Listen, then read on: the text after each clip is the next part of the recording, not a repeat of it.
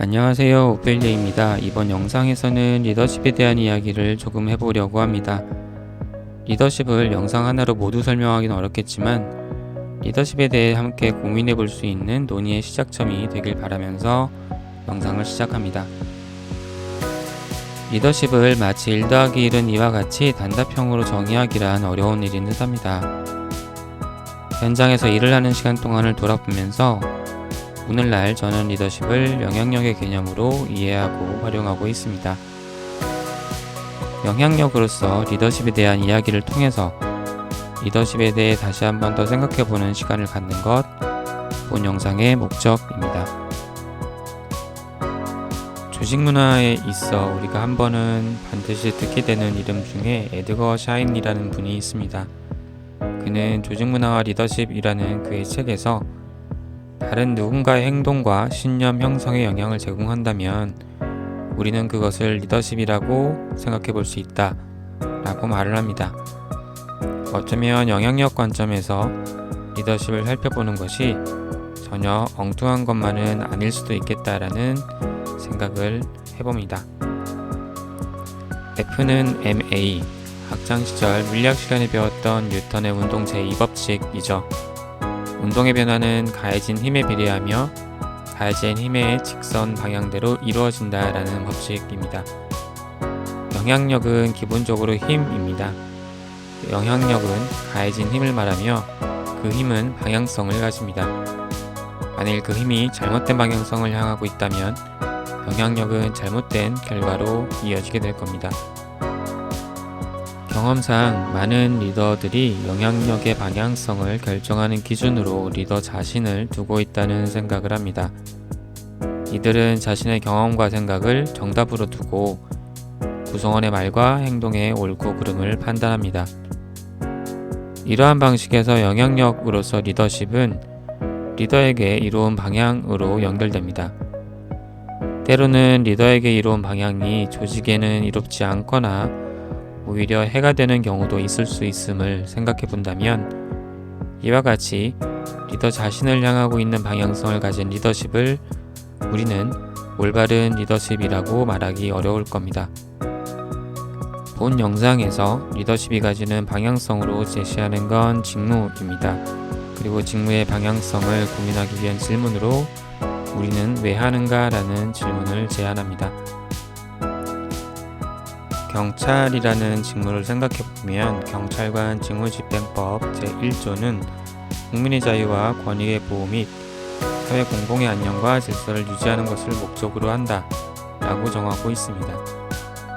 각 직무별 리더들의 역할이 각 직무들이 원활히 이행되어 성과를 만들어내는 것임을 생각해보면 직무를 왜 하는가에 대한 답은 각 직무별 리더들이 가져야 할 리더십의 방향성을 제시해 줄 수 있습니다. 방향성을 정하였다면 그 방향으로 나아갈 수 있는 힘이 필요합니다. 그런데 그 힘을 만드는 근원은 여러 모습들이 될 수 있고 그 근원에 따라서 힘의 작용 결과는 조금씩 달라질 수도 있습니다. 영향력의 근원과 관련하여 로버트 시알디니가 이야기하는 사람, 기업이 누군가로 하여금 무언가를 하게 만드는 힘으로써 영향력을 갖게 하는 6가지 무기를 살펴보려 합니다. 첫 번째 무기는 레서프라시티, 호혜성입니다. 호혜성은 누군가로부터 도움 혹은 호의를 받았을 때 그 도움, 호의가 상대방이 본래 해야 하는 역할이 아니거나 상대방이 해줄 것으로 기대하지 않았던 도움, 호의였을 때 그것에 대해서 우리 자신도 도움을 준 상대방에게 도움, 호의를 베풀어야 한다는 일종의 의무감을 갖게 되는 상태를 말합니다.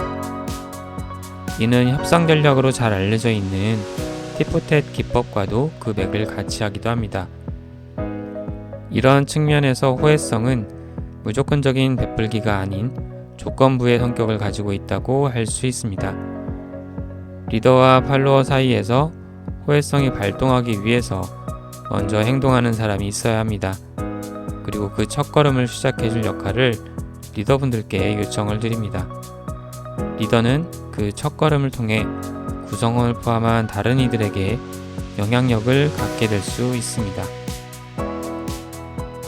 두 번째 무기는 consistency, 일관성입니다. 일관성이란 리더가 상대방에게 무언가 과제를 지시할 때 그것이 상대방이 가지고 있는 기준의 레퍼런스와 어느 정도 익숙함을 가질 수 있는 방식으로 진행되는 것을 말합니다.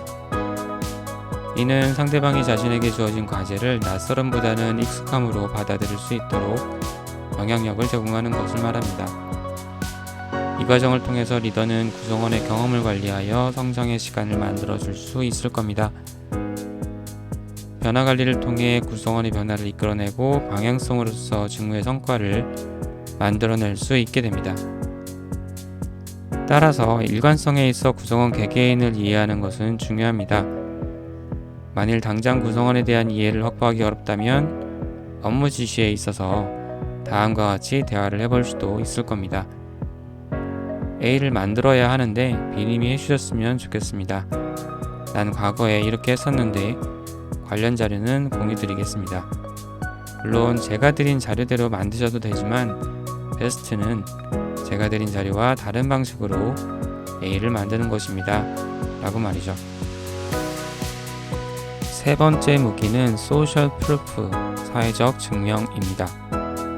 제도 이론에서 중요한 개념으로 동형화, 아이소모피즘이라는 단어가 있습니다. 하나의 제도에 영향을 받는 조직 내 구성원들의 행동이 시간이 지남에 따라서 유사해지는 현상을 말합니다. 제도에 의한 인정은 구성원으로 하여금 유사한 행동을 반복하도록 영향력을 제공합니다. 이렇게 보면 리더십이 반드시 사람에게만 존재한다거나 부여되는 것이 아닐 수도 있다는 생각을 해볼 수 있습니다. 영향력을 제공하는 모든 것들은 나름의 리더십을 가지고 있다 라고 말할 수도 있으리라 생각합니다. 네 번째 무기는 라이커빌리티, 우호적인 느낌입니다. 팔로워가 우호적으로 생각하는 리더가 있다면 그 리더가 하는 말이 팔로워에게 수용되는 것은 보다 쉬울 겁니다. 이러한 우호적인 느낌은 다양한 방식을 통해 전달될 수 있는데 한 가지 조심해야 하는 건 우호적인 느낌이 실질과 같을 경우 신뢰로 연결될 수 있겠지만 실질과 다를 경우, 즉 사기 등의 속성을 지닐 경우에 리더에게 보여지는 우호적인 느낌은 최악의 결과로 이어질 수도 있다는 점에 있습니다. 다섯 번째 무기는 authority, 외형적 권위입니다. 외형적 권위를 나타내는 요소는 다양하겠죠. 공식 계층구조상에 존재하는 타이틀로 나타나기도 하고요. 특정 신분을 나타내어주는 의복이 될 수도 있습니다.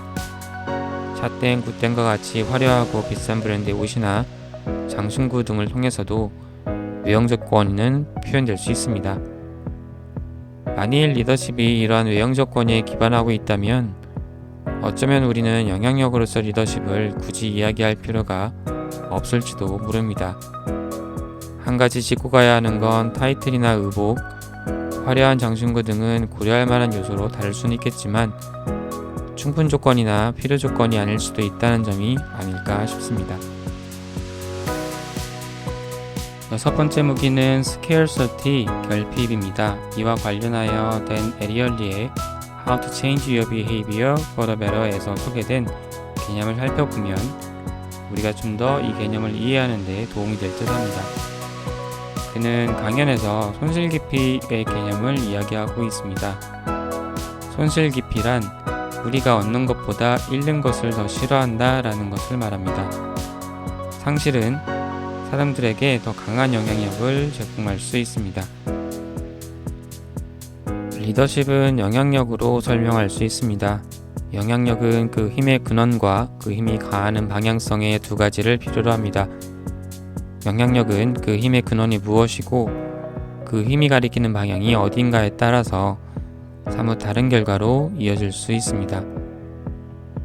리더십을 단 하나로 정의하기란 쉽지 않을 겁니다.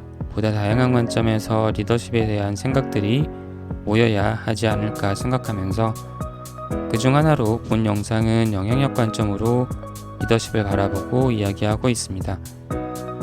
영향력으로서 리더십은 힘의 근원과 방향성의 곱셈으로 만들어집니다. 어느 하나가 제로라면 영향력이 있다라고 말할 수 없을 겁니다. 리더십의 근원을 어디에서 찾을 것인지, 그 리더십이 가리키는 방향이 어디인지를 결정하는 건 결국 우리 자신들입니다. 리더십에 대한 좀 더 다양하고 깊이 있는 고민이 필요한 이유입니다. 감사합니다.